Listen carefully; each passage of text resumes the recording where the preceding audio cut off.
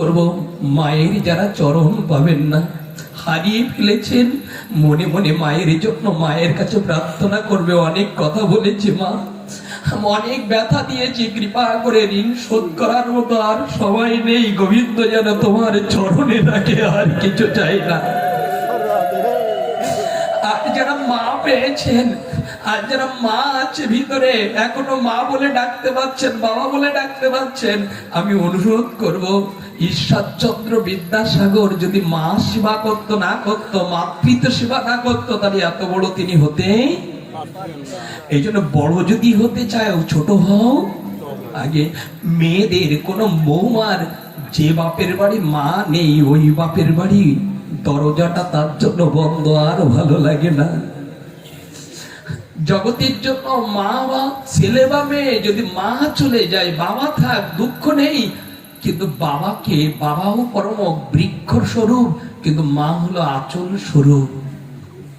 আমি তোমাদের চরণে বলে যাই, যে সন্তান আজকে এই যে পরম স্তরে দাঁড়িয়ে মাতৃত্ব সেবা, এই যে আজকে মায়েরই জন্য বৈষ্ণব সেবা, ভগবানের কাছে প্রার্থনা, এরকম সন্তান জন্ম দেওয়া অনেক সৌভাগ্যের ফল। এই সন্তানরা, আজকে এই সন্তান একটু লক্ষ্য করবেন, এই প্রভাত চন্দ্র রায়, তার যে দুই ভাই, তারা হেমলতা রায় এবং কৃপা করে মানসিক যন্ত্রণায় ভাগবত পাঠের অনুষ্ঠান লিখে দিয়েছেন। এটা ভালো, গোবিন্দ জানাতন মানসিক এই উত্তর দিয়েছে কি করে এই পথ অবগাহন করা যায়। মনে আছে সে গুরু শিষ্যের কাছে, মনে আছে তো দাদাদি? তো এতক্ষণ ছিলাম গুরুদেব ওনার জন্য তপস্যা করছে, আমার মাও আমার জন্য তপস্যা করে, কিন্তু আমরা বুঝি মা যে তপস্যা করে ভেঙে বলতে গেলে সময় লাগবে, আমি সময় দেব না, কারণ অত্যন্ত আপনারা প্রসাদ পাবেন, অনেক কষ্ট পাচ্ছেন, আমি অল্প করে দেব। এই অল্প করে পাঠ রাধা মাধবী বিশ্রাম রাখার চেষ্টা করব। সেটি হলো, গুরুদেব তখন ওই শিষ্যের জন্য গোবিন্দের চরণে দাঁড়িয়ে গেছে, আর শিষ্য বটবৃক্ষের তলে বসে কালো জম এসে দুয়ারে দাঁড়িয়েছে, অনেক দূরে। তো দূরে দাঁড়িয়েছে, ওর আত্মা নেবে, কিন্তু গুরু বাক্য আর হরিনাম আছে। কি বলেছে? গুরু বাক্য আর হরিনাম আছে, শাস্ত্রে বলেছে। আর এখানে বলছে আমাদের কবিগুরু, সেটা হলো আমাদের রবীন্দ্রনাথ ঠাকুর বলছেন, মৃত্যু যেদিন আসিবে কি দেবে বলো ওহারে। মৃত্যু দেবতাকে কিছু দিতে পারলে ওই দূত ফিরে যাবে তোমাকে নিতে। কি দিতে পারলে? কি দিতে পারলে? কি দিতে পারলে জম ফিরে যাবে। প্রহ্লাদের জীবনী সপ্তম স্কন্ধে ভাগবতে লিখেছেন, চিতায়ের করে তুলে দিলেন, তখন হরিনাম যখন মুখে ছিল, দেবতারা ছিল, জম এসেছিল আত্মা নিতে, অগ্নিতে পড়ে যাবে। হরিনাম যতক্ষণ মুখে ছিল, অগ্নিতে তিনি পুড়ল না, কৃপা করে, তখনও কৃপা করে হরিনাম মুখে ছিল। দেখে নিন, এই হরিনামটা মুখে ছিল, হরিনাম যখন মুখে ছিল, অগ্নি নিভে গেল, ব্রহ্মা সাদরে কোলে তুলল, জম ফিরে গেল আত্মা নিতে। কি মুখে ছিল বিদায়? হরিনাম মুখে ছিল। এই হরিনাম যদি মুখে থাকে, জম আসতে তোমার নিকটে পারবে না। কে একটু লক্ষ্য করেন, হরিনাম থাকলে জম ফিরে যাবে। এখানে যদি জম ফিরে যেতে পারে, আসবে কে? তোমার জন্য। হরিনাম যদি মুখে থাকে, অন্তকালে চ মামিব শরণ মকতব্য কলেবরং জ প্রেয়তি সমাদ ভাবাং যাতে না শস্ত্রায় সংশয়। মৃত্যুকালে যদি হরিনাম তোমার মুখে স্মরণ থাকে, তোমার শ্রাদ্ধ পিণ্ড করা লাগবে না। গোবিন্দ বলেছেন, তৎক্ষণাৎ হরিনাম মুখে নিয়ে যদি মৃত্যুবরণ করতে পারো, তৎক্ষণাৎ তুমি আমার ধাম প্রাপ্ত হবে, ইয়াতে কোনো সংশয়। দেখে নিন উত্তরটা কত প্রেমাময়। গীতায় এটি লিখেছেন, আমাদের অষ্টম অধ্যায়ের 5 নম্বর শ্লোকে লিখেছেন। এই তত্ত্বটা গুরুদেব হরিনাম দিলেন, ভক্তি পুলকিত চিত্রে শিষ্য জপ করতে লাগলেন। 4টেই মনে করেন তার জীবন শেষ। এই ঘুরছে চারিদিক থেকে, জম আসতে, উনি কোন দাঁত দিয়ে যাবে লক্ষ্য করছে। যদি এই হরিনাম করে, যদি ভাবনা থাকে, ওই বার দিয়ে আমি যাবো, ভক্তি না থাকলে ওই ধার দিয়ে যাব। গুরু বাক্য আছে, চারিদিকে ব্র্যাকেট দেওয়া, জম ঢুকতে। কি তত্ত্ব দিয়েছে! কারণ কি জানেন, এই বাড়িটা যদি 4-5টা প্রাচীল দিয়া থাকেন, কেউ আসতে পারবে তাকে না বলে? গুরুদেব যা ব্র্যাকেট দিয়েছে, এক হলো হরিনাম, এক হলো ভক্তি, আর এক হলো প্রেম, জমর মধ্যে ঢুকতে ও দূর থেকে বলছে, দেখো তোমার আজ আত্মা নেয়ার কথা, কিন্তু আমি যম, আমি তোমার আত্মা নেব, কিন্তু আমি তোমার কাছে আসতে। গুরু এই শিষ্য বলছে, কে তুমি? কালো রূপ, এরকম রূপে, ওনা তো মৃত্যু হবে, উনি বুঝতে পারছে না, বলছে কালো রূপে এরকম অদৃশ্য অনুভব করে কে তুমি? বলছে আমি যম, তোমাকে নিয়ে যাব। হরিনাম যে করে সে মৃত্যুর ভয়, হরিনাম যে করে তার মৃত্যুর ভয় হয় না। পরীক্ষিত মহারাজের মৃত্যুর ভয় ছিল? এই ছিল না। উনি বলছে নিয়ে যাবে, নাও আমি রেডি আছি। বলছে তুমি রেডি থাকলে কি হবে, তোমার যে প্রাচীর দিয়েছে আমি ঢুকতে। বলছে এক কাজ করবে, তোমাকে আমি নিয়ে যেতে পারবো, মালাটা রাখো। দেখেন তত্ত্বটা কি দিয়ে, মালাটা রাখো, আমি তোমার নিয়ে যাচ্ছি। বলছে দেখো আমি মালা রাখতে পারি, কিন্তু মালা যে দিয়েছে সে না বললে আমি রাখতে। কি তত্ত্ব দিচ্ছে রে বাবা, মালা যে দিয়েছে সে যদি আমার না বলে আমি। তো বলছে কে দিয়েছে? বলছে আমার গুরুদেব, সৎ গুরুদেব দিয়েছে, তিনি আমার আদেশ করেছে আজকে আমি যতক্ষণ না বলবো ততক্ষণ যেন তুমি মালা। দেখেন মৃত্যুটা কিভাবে আড়াচ্ছে, বেদিটা কিভাবে নষ্ট হয়। এই জন্য সাধু গুরু যদি কারো আশীর্বাদ করে, তার নিকটে বেদি থাকলেও দূরীভূত থাকবে তার হৃদয়ে। ইনারও নিকটে আমার মনে হয় ইনার মাতা কোন সাধু বা বৈষ্ণব বা কোন ধার্মিকের স্পর্শ পেয়ে আজকে এখান থেকে তিনি মুক্ত। এই জায়গায় দাঁড়িয়ে দেখবেন, এরপরে যম ঢুকতে পারছে না, ঢুকতে না পেরে যমের টাইম শেষ, উনি আর আত্মা নিতে পারলেন, উনি চলে গেলেন।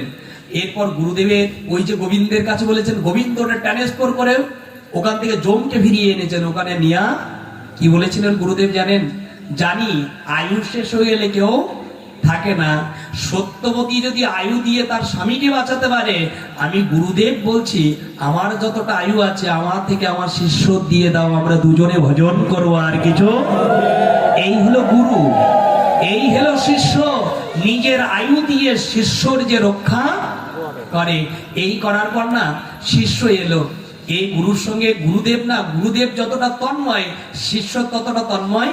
উনি দেখছে আমি নাম করেছি, গুরুদেব বলেছে, গুরুদেবের চোখে জল আসলে অন্যদিন যা না করে, আজকে বলেছে আয় আমার হৃদয়ে আয়, তুই বুঝবি না তুই আমার কাছে কত মূল্য, আমি যার সঙ্গে লিখে দিয়েছি সেই তোকে ফিরিয়ে দিয়েছে, না হলে আজ তোর ফেরার কথা না।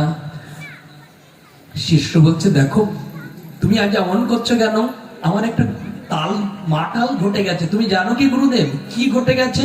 বলছে তুমি নাম করতে বলেছো, যে বৃক্ষে কালো একটি রূপ নিয়ে বলেছে তুমি নামটা তুই যে নাম করিস ওই জপটা রাখ, আমি তো নিয়ে যাব, কিন্তু আমি বলেছি যে গুরুদেব না বললে আমি। আরো গুরুদেব সন্তুষ্ট হয়ে বললেন আমার বাক্য না রাখলে তোকে আজ রাখতে। এই জন্য গুরু আজ্ঞা কখনো যেন আমরা অলঙ্ঘন না করি। বলছে আর কি হয়েছে? বলছে রূপ কেমন? বলছে কালচে কালো বায়ুভূত নিরাশ্রয় হয়ে আছে, এই নাম বলেছে। গুরুদেব চোখের জলে নিয়ে বলেছে আজ তোর মৃত্যু ছিল জানিস? শিষ্য যখন খুলে বলেছে, গুরুদেবের চরণটা ধরে শিষ্য কাঁদছে, এরকম গুরুদেব আর কোন দিন হবে? যতদিন রাখো গুরুদেব যেন কৃপা করে চরণ ছাড়া করো না, আমার চরণে রেখে দিও, আমি জগতে আর কিছু চাই না। অনুরোধ করব যাদের জীবন পুনরায় বেদি থেকে সংকট থেকে ফিরে এসেছেন, কোন গুরু কোন সাধুর ভগবানের কৃপায় এসেছেন, গোবিন্দের চরণ ছেড়ে দিও না, সাধুর চরণ ছেড়ে দিও না। আজ যে আলোচনার মধ্যে আমরা প্রণাদিত ছিলাম, এই অনুষ্ঠানের মধ্যে এই জায়গায় এসে সাধু গুরু মহাত্মার কোনো আশীর্বাদ থাকলে যম তার নিকটে যেতে পারে না। আচ্ছা যম যদি না হয় তাহলে মৃত্যু হবে না তো, তাই তো আসে? যম না হলে মৃত্যু হবে? হবে না। তোমার যখন মৃত্যু হবে তোমার নিকটে যম আসবে না, যদি ভজন থাকে, সাধন থাকে, হরি নাম থাকে। এই হরি নাম থাকলে যম ফিরে যাবে। আসবে কে জানেন? খুব মন দিয়ে লক্ষ্য করুন, আসবে তোমার জন্য যে নাম করছো তুমি। একটা উদাহরণ দিয়ে বলি আনন্দ পাবেন। আপনি কোন দোকানের কাছ থেকে বাটি কিনবেন, কিন্তু আপনি যেতে পারছেন না, আপনার ছেলেকে পাঠিয়েছেন, ওই দোকানে উনি কখনো যায়নি। বাবা বলছে দেখো খোকা তুমি আমার নাম গিয়ে বলো, কি বলবে এখানে? উনি যাচ্ছে না, কি বলবে গিয়ে? আমার নাম গিয়ে। দোকানদার কখনো দেখিনি ওনাকে, ওই পুত্রকে, এখন লেনদেন ভালো, সময় মতো যা বলে সেটা দিয়ে দেয়। আচ্ছা, এই জায়গায় গিয়ে উনার সন্তানকে বললেন, গিয়ে বললেন দেখেন আমার বাবা এই বস্তুটা নিতে পাঠিয়েছে, অমুক নাম। আচ্ছা, দোকানদার দেবে কিনা? দেবে কিনা? কেন দেবে? যার লেনদেন। তাহলে সন্ধ্যা দুপুর সকাল গোবিন্দের সঙ্গে যার এমন লেনদেন ভালো, তার নাম করলে কি হবে? ভালো করে বুঝবেন কথাটা। যে মানুষটার সঙ্গে সকাল সন্ধ্যা আর দুপুর বেলায় প্রত্যেকদিন 3 বার করে এরকম সম্পর্ক লেনদেন ভালো করতে পারে, তার নাম করলে কি হবে? যদি সাধারণ জড় জগতের একটা ছেলেকে নাম বললে বাকি দিতে পারে, তাহলে গোবিন্দের সঙ্গে লেনদেন করলে তোমার শুধু নাম বললেও সেখান থেকে কিছু মাল আসতে।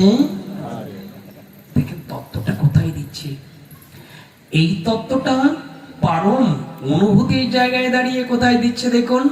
উনি বাকি দিয়ে দিল, জানে উনি লেনদেন খারাপ করে না, উনি বাকিটা দিয়ে দিল। আচ্ছা, নাম বললেন, নাম বলে বাকি নিয়ে এলেন, এবার কে আসবে? একটু বলো না, কে আসবে? এতক্ষণ নাম এসেছিল, এবার কে আসবে? ওই ঋণ সত্য করতে করতে কে আসবে? এবার নাম আসবে না, এবার নামই আসবে। নাম আর নামই এক কি? নাম আর নামই এক কি? আমি একটু লক্ষ্য, হরি নাম এটা দেখা যায় না গোবিন্দকে, আর হরি যিনি স্বয়ং যদি নেমে আসে তিনি কি নাম না নামই? অর্থাৎ এখানে বাবার নামটা বলে বাকি নিয়ে নাম ছিল, ওখানে কেউ ছিল না। বাকি দেওয়ার সময় যখন টাকাটা নিয়ে যাবে তখন কে আসবে? নাম হবে না নামই আসবে? এখানে কি উত্তর আসছে? যারা কৃপা করে গোবিন্দের চরণে নাম করছেন, এখন এখন কি করছে? আমরা নাম করছি না? এই নাম করতে করতে গোবিন্দকে যদি ঋণী করতে পারো, কি করতে হবে? আচ্ছা, গোবিন্দ ঋণী করা যায়? দেখবেন তত্ত্বটা কোথায় দিয়েছে। গোবিন্দকে ঋণী করা যায়? গোবিন্দ তো ঋণী থাকে না। চৈতন্য চরিতামৃতের আদি লীলা লিখছে, কৃষ্ণ বলিতে যার কৃষ্ণের চরণে জল আর তুলসী দেয় যেই জন, তারই ঋণ। এখানে ঋণ আছে কিনা? তারই ঋণ সুদিতে আমি করিও চিন্তন। গোবিন্দ ঋণী হয় তখন কোন ভক্ত যদি জলের নয়ন জলে তুলসী পাতা নিত্য দিতে পারে আর ওই নাম করতে পারে, গোবিন্দ বলেছে আমি তোমার কাছে ঋণী হয়ে যায়, আমি ঋণী। কি তত্ত্ব দিয়েছে বাবা এই ঋণী। দ্বিতীয় পয়ারে বললেন, যিনি জল আর তুলসী দিয়ে নিত্য আমার সঙ্গে সেবা করে সময় মতো, এই ব্যক্তি ঋণ শোধ করার জন্য আমি গোবিন্দ কি করি এবার দেখে নিন। এখনো কি বলে? নাম আর নামি। মনে আছে কথাটি? নাম আর নামি। এই নাম যারা করছেন এটা আপনি এখন করতে পারছেন, কিন্তু এরপরে যদি শিগাল কুকুরে জন্ম হয়ে যায় অপকর্ম করতে করতে, আমার চাইতে কুকুরের জিহ্বাটা অনেক লম্বা, কিন্তু ওখানে গেলে আর হরি বলা। একটু ভাববেন কথাগুলো, শুনবেন না। এখানে ওই উত্তর দিয়ে সুন্দর করে পরিপাটি করে দিচ্ছে যে এখানেই দাঁড়িয়ে গোবিন্দ ঋণী হয়ে যান। ঋণ শোধ করার জন্য গোবিন্দ কি করেন এবার দেখেন। গোবিন্দ আদিলীলায় প্রমাণ সেই তথ্য জানিয়েছেন যে জল তুলসী সম যদি ঘরে নাই থাকে ধন, কি বলেছে? তুমি জল তুলসী দিচ্ছ, ওটা যদি শোধ করার জন্য আমার ঘরে কিছু না থাকে, আমি কি করব? উত্তর দিয়েছে, জল তুলসী সমান নাহি তাকে ঘরে ধন, আত্ম বেচিয়া করি ঋণেরও শোধন। কি করেন? এত কল্পনা বন্ধ করে রাখো।